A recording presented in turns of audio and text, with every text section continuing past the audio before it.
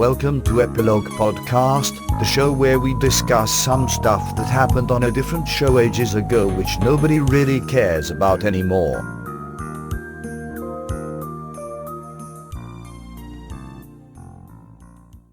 Hello, I'm Portponky. And I'm LeBloc. Today we are discussing Deep Space Nine, Season 4, Episode 17, Accession.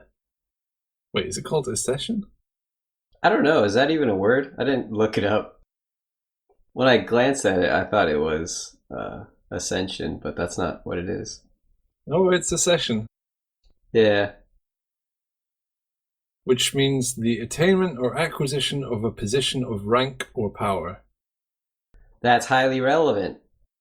Yes, good thing they used a commonly known word. Anyway, in this episode, a second emissary appears from the wormhole and promotes hardline religious discrimination. Also, O'Brien finds out that Keiko is preggers. He's going to be a double dad. That's right. Congratulations, O'Brien. Assuming nothing bad happens. What's something bad happening to O'Brien? No, that would be terrible.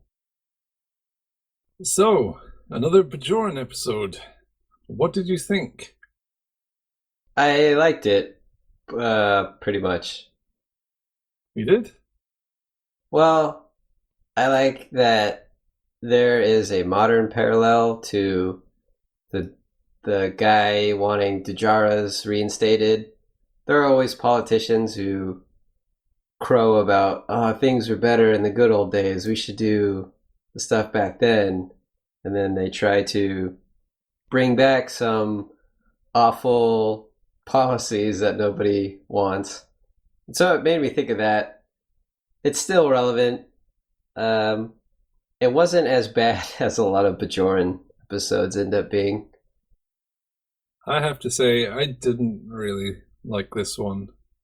Well, parts of it I liked, but in general, a lot of it fell kind of flat for me. You didn't enjoy Kira messing around with Clay? No, because that's ridiculous. Yeah.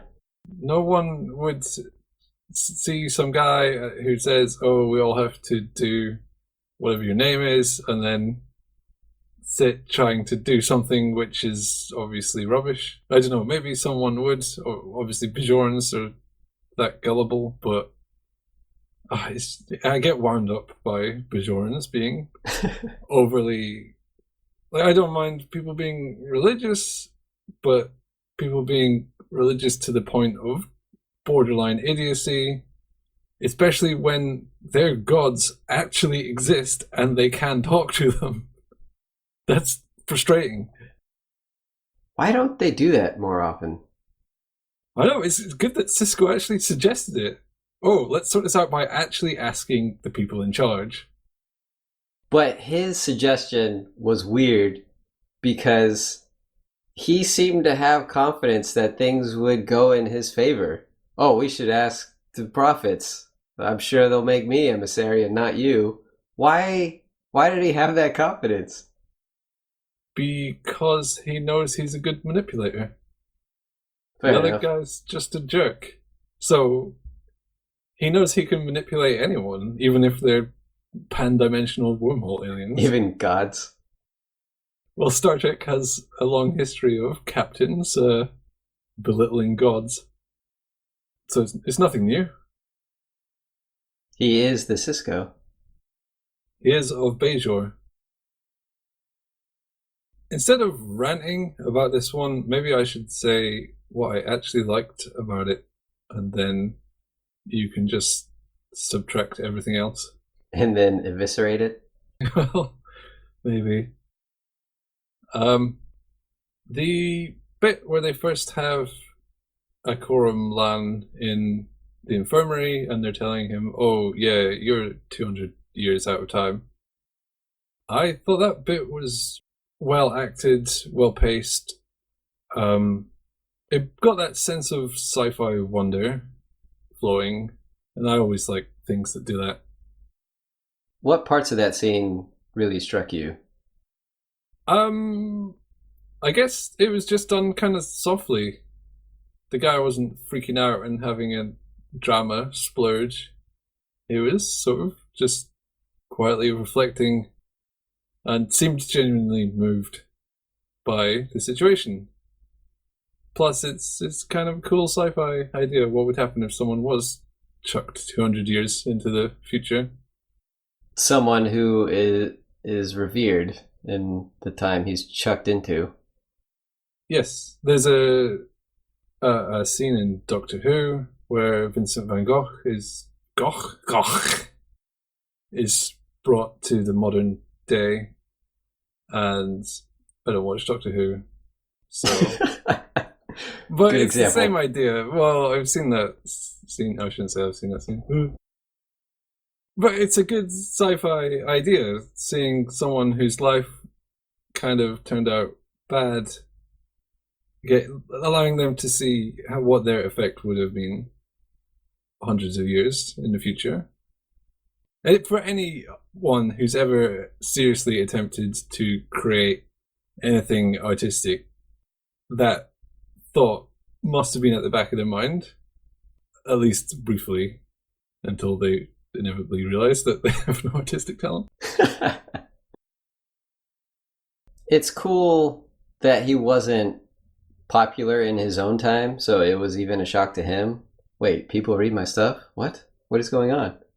That's often the case anyway, where people aren't appreciated in their own time and find fame later. I believe Van Gogh died completely poor and became famous way later, posthumously. Oh yeah, he died in abject poverty. Yeah. A complete failure, and now he is probably the most revered, or at least one of the most revered painters of all time. He was so good, he transformed into a painting.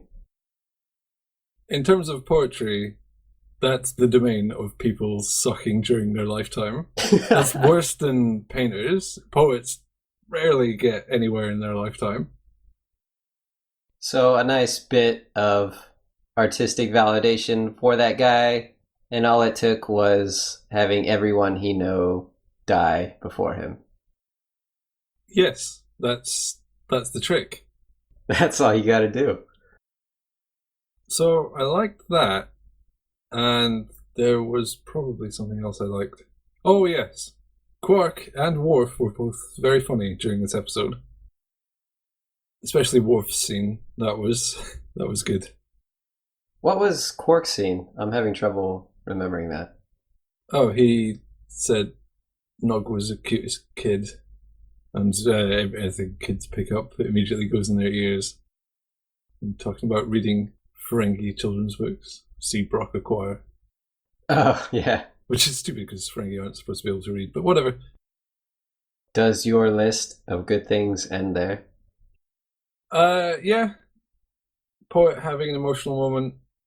Worf freaking out about pregnancy. And okay, well, I kind of liked O'Brien lamenting his friendship plus with Bashir going wrong. Keiko's solution to that was elegant. How she gave O'Brien an out and didn't come out and say, okay, you're depressed because of this, go do this, whatever. She danced around it and it was obvious, but it was fine and allowed him to have his pride. So that was nice. Keiko was really good here. Yes, she took the sociopath solution. Rather than just saying, hey, it seems like you want to hang out with Bashir, you should do that. She went full Cisco. Am I revealing my sociopathic tendencies? Well, no, it was an elegant solution and it did work. It's just, it doesn't foster a healthy relationship to deceive your spouse into being happy. But he was aware of it. He mentioned being a lucky man and gave her a wink, a knowing wink. Was he that aware of it? I don't know. Yeah, he probably was. He is a lucky man. Is he that lucky? It's Keiko. She's fine. Yes, she was fine in this episode. She's also extremely pregnant. She's sort of pregnant. I believe she is 100% pregnant. There's something I want to rant about that's been in several episodes. It was even in the previous episode, but I forgot to bring it up. And it happened again, so I'm going to bring it up. And that's that I don't understand why they dress up in costumes before they go into a holosuite. Why they have to bother keeping these costumes around. Just make that appear in the holosuite. Yeah, but then when you turn it off, you would be naked. So? Well, if you're on your own, that would be fine, but if you're going with your chums, you'd have to get changed there, and then any failure would result in surplus nudity. You could have changing rooms within the program. You could have changing rooms with replicators that can replicate the costume, so it wouldn't be a hologram. It's all an excuse to have people walking around in strange costumes. That's why they do it. Yes, absolutely. It annoys me. I don't know why they would wear costumes anyway, because if you're playing a game, you want to look cool, not just like all the other NPCs. Cool how? Well, like a Starfleet uniform. That's the coolest uniform ever. Okay. So, you've had your rant. Can I now rant about a whole bunch of stuff that annoyed me about this episode? Yes, please. Hopefully you will change your opinion of it. I just jotted these down as I went through, so they're kind of in order. The ship is 300 years old for some reason. Yes. So the guy traveled through time, but his ship didn't travel through time. Yes. It's unlikely it would be space-worthy in 300 years. Yes. There's just such an odd, pointless detail. They could have phrased it as the design of this ship is 300 years old. How did they word it specifically? From these readings, I'd say that ship's about 300 years old. Yeah. Not much wiggle room there. Well, they could have scanned it with the It's design analysis scanner or something, you know. It's a scanner that only analyzes the outline of a ship. It was actually the same type of ship that Cisco built. Okay, in 2 generations, roughly, I think people would not be familiar with how a caste system works. Why do you say that? Well, I think they might well be generally familiar, but Kira's getting coffee and someone says, "Oh, your rank is higher than mine." Presumably they both grew up in a society that did not practice this caste system, so the only way they would know about it is through, I don't know, reading or whatever, which doesn't seem that likely during the occupation. It's the first module in the Dajara's 101 class. Yes, I just don't think many people will be taking that class. It's required. It's not an elective. It's a core class. Why do they have a whole cast for sculptors and or artists? Why do they have so many artists? They were trying to brute force the next Van Gogh. That's not how it works. Yeah, it's not how it works at all. They are absolutely lousy with artists, and just getting random people to make things is going to be pointless because they would have no worth of any kind. Okay, skipping ahead a bit, the Vedic just murders some dude because they were doing the wrong thing for the Dejara. Yep. Oh, well, okay, first I want to point out it's hilarious, the look of confusion on his face when he gets arrested. Like, what? It's still a crime? Oh, man. Oh, man! That was Dora the Explorer reference. Oh, okay. But what he and the emissary guy, Lan, said that the first thing they would try was deportation. But obviously they meant, yeah, we will eventually try that if murder doesn't work. Deportation of your life to death. Yes, they had the whole scene about how he said, yes, we will try to implement it in a legally justified way. And then his right-hand man immediately turns around and sort of sets the standard that anyone can murder anyone because of this. His logic is sound. Well, he seemed to think so. Oh, yeah, here's something that annoyed me. The poet guy brings up the Dejara early on, and he's surprised that that is not followed, and then that becomes his entire character. Every scene after the first one, he just says Dejara this, Dejara that. Yeah, or I'm the emissary, Dejara this, I'm the emissary, Dejara that. Yeah, he could have died after the first scene, after writing down, I was the emissary, everyone followed the Dejara, on a piece of paper, and the plot probably would have played out roughly the same. Which is too bad, because when they introduce him, they have that moment of reflection. Oh, everyone I know is dead. People read my work. I'm ahead in time. This is weird. They could explore that more. That's interesting. There's stuff there. But then, nope, Dejara, that's it. I'm only speaking about that. It becomes a one-issue candidate.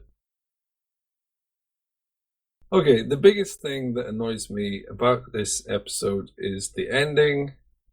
Not only did Cisco and the guy go alone into the wormhole, and then Cisco came out without the guy and said, yep, they chose me. No one suspects anything. Oh, there was a weird problem. It looks like the airlock door has been opened, but it hasn't. Just ignore that. There's also signs of a struggle in the cockpit. Ignore that as well. Bloody handprints. He comes out with a book. I didn't kill him, but if I did, here's how I did it. Okay, I can imagine Cisco actually thinking that would work out. He'd probably just say, yeah, I can convince him. Yeah. But that's not what annoys me. What annoys me most is they go and look at the poem, and Kira says it's unfinished, and then it is finished. So immediately you think, oh, hang on, that doesn't make sense. And then Kira says, hang on, that doesn't make sense. Yes. Excellent. They're going to explain how this ever could possibly make sense. And Cisco just says, who knows? So the writers thought, oh, wait, okay, we don't want this entire episode to be undone by him going back in time. So we've got to make the point that we're not just deleting the character development that Kira showed during this episode. So we bring that up. And then they thought, okay, now we have to explain it. What do we do? We'll just shrug it off. But it's worse than that, because it literally doesn't make sense. If the computer knows the poem, why wouldn't Kira know it? They're both objects in the universe. There's no way to explain that one. Yeah, it's completely broken. The history on the iPad came from one timeline, and Kira came from another timeline. So it looks like the prophets must have rebuilt the entire universe and then transferred all life forms to the new universe with a different history. Poor laugh. Yeah, just so they could send the guy back in time. One thing I did like about the whole prophets thing mucking around. I like that they were confused about the first emissary, second emissary, because they don't have concept of linear time. That's not something I thought of when they were going to complain to the prophets, hey, who's the real emissary? And then they couldn't decide based on that because that makes no sense to them. I also like how Coram Lan brought up the sort of hardline religious stuff, and the prophets sort of didn't care at all. Yeah. What? We don't know. Do whatever you want. It's a little bit of trivia that's kind of interesting. Everyone's favorite bad guy, David Warner, was going to play the part of Coram Lan. I don't know who that is. Well, you should. He was the bad guy in Tron, and the bad guy in Time Bandits, and the bad guy in a bunch of other stuff. He pops up in a few things, and he's a great actor. He's top notch. Although he's a bit typecast as a bad guy, but that's probably because he's a bloody good bad guy. Yeah, unfortunately, he didn't want to do it. Or rather, his wife didn't want him to do it. According to the Star Trek Wiki, I don't know why they're so specific, but there you go. Wait, they say she didn't want him to, but it doesn't list a reason? She just said no. His wife talked him out of it because he was on vacation and she didn't want him to work. All right, then. Putting that silliness aside, do you have a wonderful quote for us? The one good thing about going away is coming home. Kind of. There are several things about good things about going away. Yes, the going away part is usually also good. Not being home, it's a nice perk. But I guess she means having the family whole again. Oh yeah, right. Their family. Yep. Molly is becoming a star darts player. Some behind the scenes for the quote selection. I was going to pick that Kira one about faith, but I think it's stupid, so I didn't. Oh, that's the thing about faith. If you don't have it, you can't understand it. If you do, no explanation is necessary. How convenient. It's a paraphrase of a quotation from St. Thomas Aquinas. Oh, so now I'm revealing how stupid I am. Which reads, I'm just reading this off the wiki. To one who has faith, no explanation is necessary. To one without faith, no explanation is possible. I don't like that, though. If you replace faith with believing rubbish, you could say, to one who believes rubbish, any rubbish will do. To one who doesn't believe rubbish, rubbish is not sufficient. That's the thing about Dajaras. If you don't believe in them, you can't understand them. And if you do, no explanation necessary. I would want to qualify that. I'm not necessarily equating faith and believing rubbish. I'm just trying to you are. say, well, maybe, but I'm trying to say that both sides of the coin exist. I don't think it's a deep and meaningful quote just to say, yeah, this way is this way and that way is that way. That's why it annoyed me and I avoided it. To people who like cheeseburgers, cheeseburgers are awesome. To people who don't like them, cheeseburgers just aren't enough to satisfy them. I guess it's a bit tautological. Odo kind of needled Kira about religion and the contradictory nature of some aspects. How, for someone like Odo, who probably never suffers cognitive dissonance because everything's his way anyway. Well, he is the other person on the station that's kind of a religious icon. So, I guess when you see it from the top, and from Odo's perspective, then yeah, it probably doesn't make a lot of sense. And religion is often a difficult thing in relationships, so it's funny that he's putting Kira on the spot. He's thinking, hey, are we going to have to break up one day because your religion is going to get in the way? Talking about the quote you did select, the good thing about going out is coming home. That does not apply to Odo. When he went home, things were terrible. We found out about a horrible thing that is happening.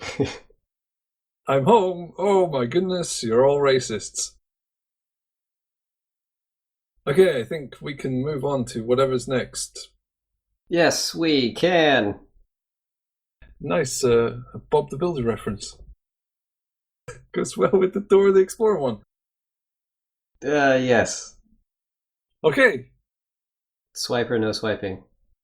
I mean, let's move on.